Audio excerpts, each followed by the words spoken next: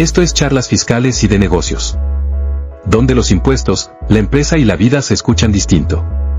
Con amor, conciencia e ímpetu. Soy Juan José Galván, y comenzamos.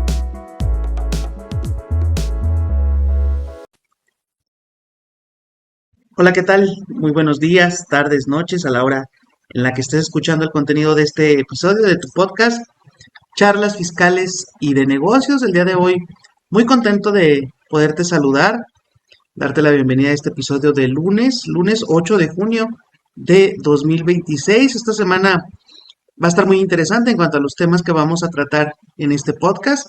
Y pues hoy quiero invitarte a que prestes mucha atención porque es un tema, creo yo, muy común, muy del día a día, sobre todo acá en la zona de donde es tu servidor, de donde es Charlas Fiscales y Negocios, que es Zacatecas, donde pues el tema de las remesas realmente representa una fuente de ingresos muy importante de muchas de las familias que habitan este maravilloso estado.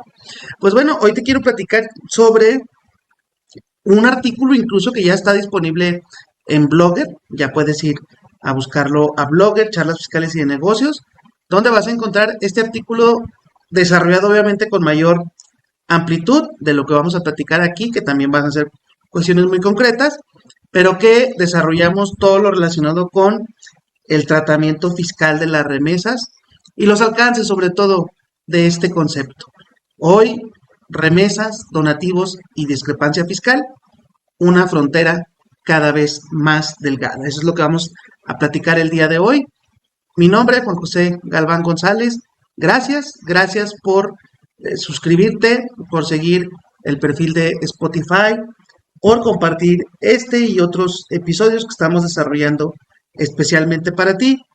Hoy vamos a combinar un tema, o más bien vamos a tratar un tema que combina aspectos fiscales, patrimoniales, financieros y de cumplimiento. Durante muchos años, las remesas han sido vistas como una realidad familiar, como un fenómeno social, más que un asunto fiscal. Millones de mexicanos trabajan en el extranjero y ellos envían recursos a sus familias para apoyar la alimentación, la educación, la salud o la vivienda. Y al ser considerado un tema o un fenómeno social, muchas veces el aspecto fiscal se deja de lado, el aspecto patrimonial. En algunas ocasiones, algunos alumnos se han acercado a mí preguntándome sobre este tema de las remesas.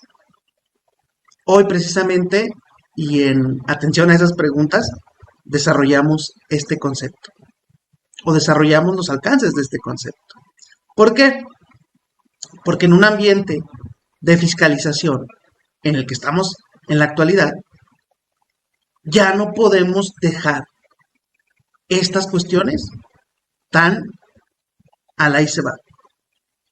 La fiscalización moderna ya no se limita a revisar declaraciones. Y es que hoy existen sistemas de análisis, que lo hemos platicado mucho en este espacio, aquí desde Charlas Fiscales y de Negocios. Hay sistemas de análisis masivo de datos. Hay intercambio internacional de información, bancaria, financiera, inteligencia artificial aplicada a la fiscalización y mecanismos de seguimiento patrimonial cada vez más sofisticados. Aquí es donde surge la pregunta fundamental que nos tiene hoy platicando. ¿Recibir dinero del extranjero genera un problema fiscal? Y como decimos en finanzas, la respuesta correcta es depende. ¿Y de qué depende? Depende fundamentalmente de la naturaleza jurídica de la operación.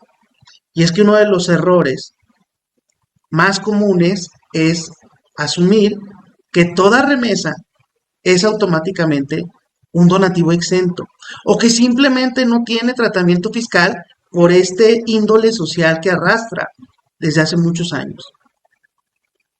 Y es que una transferencia recibida desde el extranjero bien puede representar un donativo familiar pero también puede ser un préstamo, puede ser el pago de un servicio, puede ser una inversión, puede ser una distribución de utilidades o incluso un ingreso acumulable.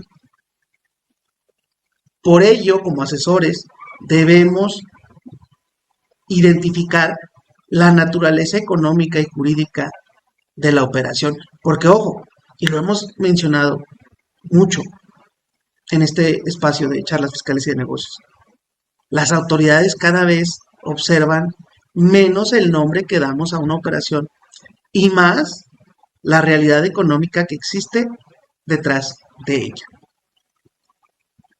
La ley del ISR no define expresamente el concepto de remesa.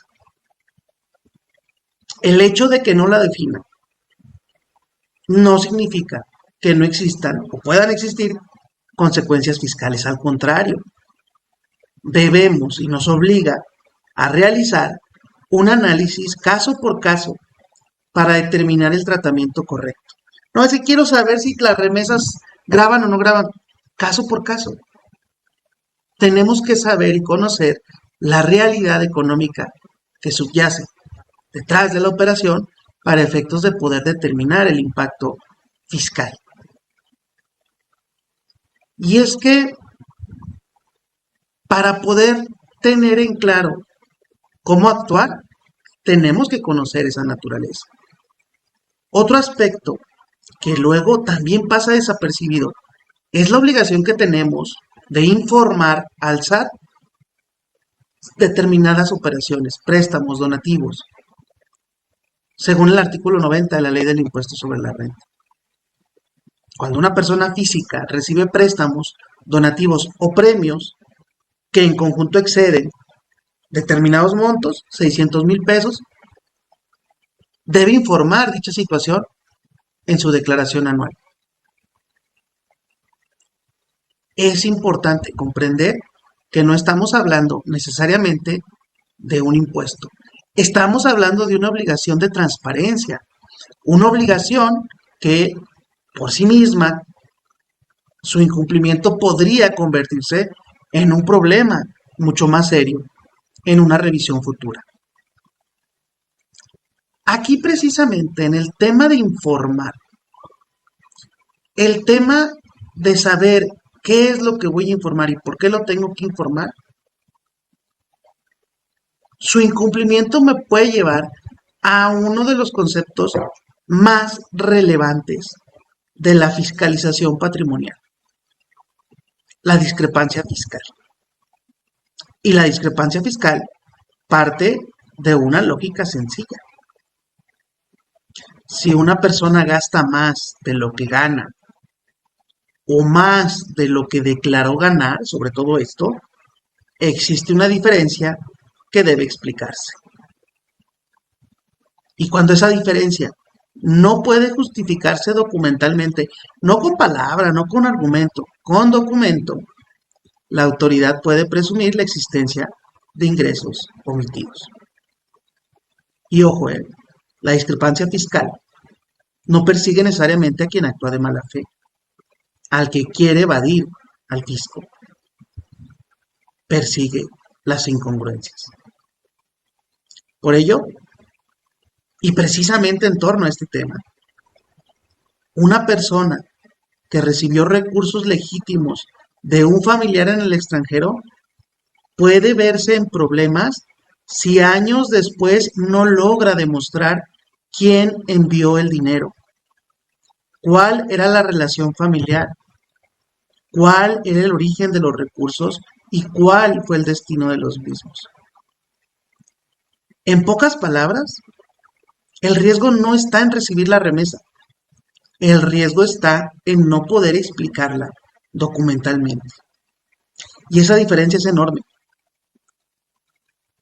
Cuando hablamos de donativos familiares, que pudiera ser el caso de una remesa, evidentemente, el artículo 93 de la Ley del Impuesto sobre la Renta contempla diversos supuestos de exención.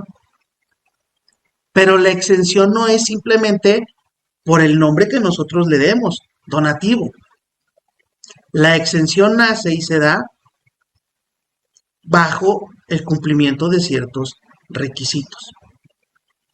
¿Cómo acreditamos que la remesa es este donativo? ¿Cómo acreditamos que es una transferencia entre familiares para estar acorde a lo que establece la ley del impuesto sobre la renta? Esta parte es fundamental. Si una persona manda dinero del extranjero a nuestro país, podríamos estar en diversos supuestos. Uno de ellos es el que tratamos, la exención por ser un donativo. Y para tener justificado ese donativo, evidentemente tendríamos que tener por lo menos cierta documentación que permita identificar primero el parentesco familiar, acta de nacimiento, identificación del remitente, comprobante del envío. Es fundamental esto para efectos de poder entrar en este supuesto. Porque, ojo, el artículo 93 establece la exención total cuando es entre ascendientes y descendientes en línea recta. Cuando no es en este supuesto, se entiende que es hasta ciertos montos. E incluso también, si la persona que está en el extranjero no es mi ascendiente o descendiente en línea recta, tendríamos que tener un contrato de donación para poder justificar el motivo que dio origen a esa remesa. Puede ser un préstamo. Ese envío de dinero puede ser un préstamo. ¿Qué debería tener como característica central? La obligación de restitución, de que existe una deuda. ¿No es un ingreso? Claro que no, pero hay que documentarlo, con un contrato de mutuo por lo menos. Puede ser también un pago por servicios, una contraprestación por actividad realizada. En ISR, un pago por servicios sí es acumulable e incluso puede requerir CFDI. Carga documental mínima, contrato de prestación de servicios, evidencia del servicio prestado. Puede ser ese envío para una inversión o aportación. Podría constituir un ingreso. Hay que ver la figura que se está realizando para efectos de determinar esa naturaleza.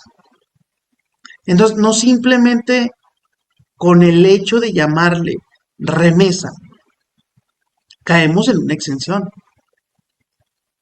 Tenemos que tener muy en cuenta la posibilidad de acreditar, primero de conocer efectivamente cuál es la naturaleza de la operación y luego, una vez que ya caí o que ya la tengo bien identificada, ver cómo lo vamos a documentar.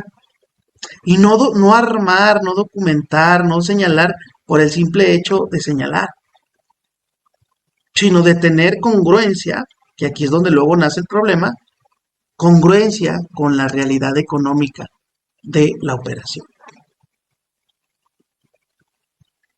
Creo que muchos de nosotros tenemos familiares en Estados Unidos. ¿Por qué? Porque es el país donde más mexicanos viven aparte de México. Y este es un tema que definitivamente nos puede afectar a todos. Si a mí me mandan dinero porque mi papá, mi mamá se fueron a trabajar allá y lo recibo así, sin mayor documentación, puede que no pase nada. Pero en caso de que llegue una revisión, con el simple hecho de decir, es que está mi papá allá, o es que está mi mamá allá y me manda el dinero, puede no ser suficiente. Para cerrar, y me parece importante que tengamos presente esta fracción 23ª del artículo 93, que es la generalidad de las remesas. Son exentas del impuesto sobre la renta los donativos en los siguientes casos: entre cónyuges o los que perciban los descendientes de sus ascendientes en línea recta, cualquiera que sea el monto. Cualquiera que sea el monto. Los que perciban los ascendientes de sus descendientes en línea recta, siempre que los bienes recibidos no se enajenen o se donen por el ascendiente a otro descendiente en línea recta, sin limitación de grado. Estos dos, entre cónyuges, me parece que queda claro. Descendientes a ascendientes, de hijos a papás, en el inciso A. El inciso B de esta fracción, de los papás a los hijos, siempre y cuando no se enajenen o se donen por el ascendiente a otro descendiente para evitar que se graben. Y el inciso C, los demás donativos, siempre que el valor total de los recibidos en un año de calendario no exceda de 3 veces la UMA elevada al año. 3 veces la UMA elevada al año, estamos hablando de que son 128,450 pesos, números más, números menos. 128,500, lo vamos a cerrar ahí. Esos donativos no están exentos, no graban impuesto sobre la renta. Sin embargo, hay que documentarlos. La fiscalización del siglo XXI exige documentación, trazabilidad y sustancia económica. La pregunta ya no es solamente si el dinero llegó. La pregunta es, ¿puedo demostrar de dónde vino? ¿Por qué llegó? ¿Y qué ocurrió después con él? Hoy vamos a darle paso, a darle entrada al tema de la prevención del lavado de dinero, que eso lo vemos con más detalle el miércoles.